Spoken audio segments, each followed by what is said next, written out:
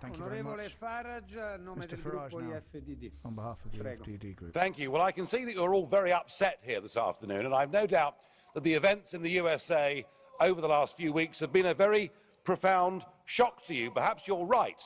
You see, what has happened here is somebody has stood on a manifesto for election, got into office, and within 1 week said that he will hold faith with his own electorate. It is called genuine democracy.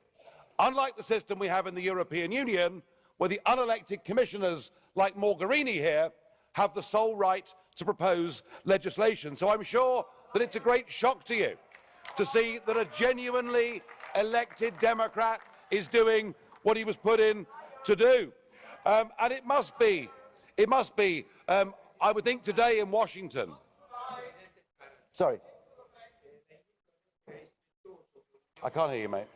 Di questo Parlamento e delle funzioni istituzionali dei commissari. Questo lo dobbiamo non solo per il rispetto istituzionale alla Commissione, ma anche alla benevolenza della commissaria vicepresidente e alto rappresentante onorevole Mogherini. La ringrazio. Right. Thank you. And out of institutional respect, President, to the truth, perhaps you will understand and agree with me that within the European form of lawmaking, it is the unelected Commission that have the sole right to propose legislation. If I'm wrong in saying that, you can throw me out of this Parliament right here, right now, this afternoon. Onorevole Farage, io la richiamo soltanto a un atteggiamento rispettoso. I am just asking you to be a little bit more respectful, please. Prego, può Thank you. continuare. You may continue. Oh, I'll be respectful, all right, and perhaps you will be too, for the right of the leader of a political party that won the European elections in the United Kingdom in 2014. Now, it seems to me that actually, with all the anti-Trump rhetoric that is coming from everywhere, actually what we're hearing is the true nature of the European project, which is genuine anti-Americanism.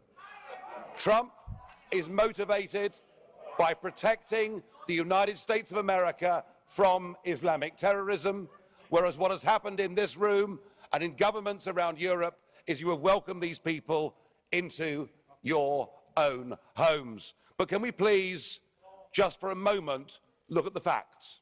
Amongst all the hyperbole and the hysteria, all that Donald Trump has done is taken 7 countries that were identified by President Obama as posing a risk to the USA. Obama already had put in place extreme vetting.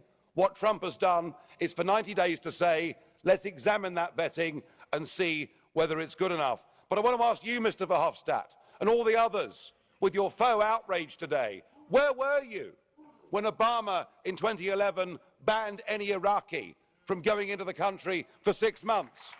Why do I hear no criticism in this chamber or from the Commission of Saudi Arabia, Kuwait, Bahrain and others who refuse to take a single, not one, refugee or displaced person from Syria?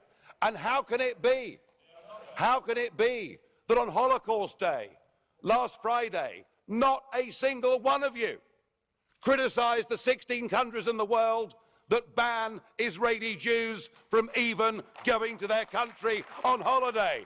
What is this hypocrisy? So perhaps what we need to do, Mr. President, and through you to the members, perhaps what we need to do is to be a little bit more constructive. All of us here say we're Democrats. Well, here's a chance to prove it. Let us invite President Trump to come here to this European Parliament. I'm sure as Democrats you'd all agree that what we need to do is to have an open dialogue with the newly elected, most powerful man in the world. And if you throw that rejection back in my face, then you prove yourself to be the anti-democratic zealots that I always thought you were.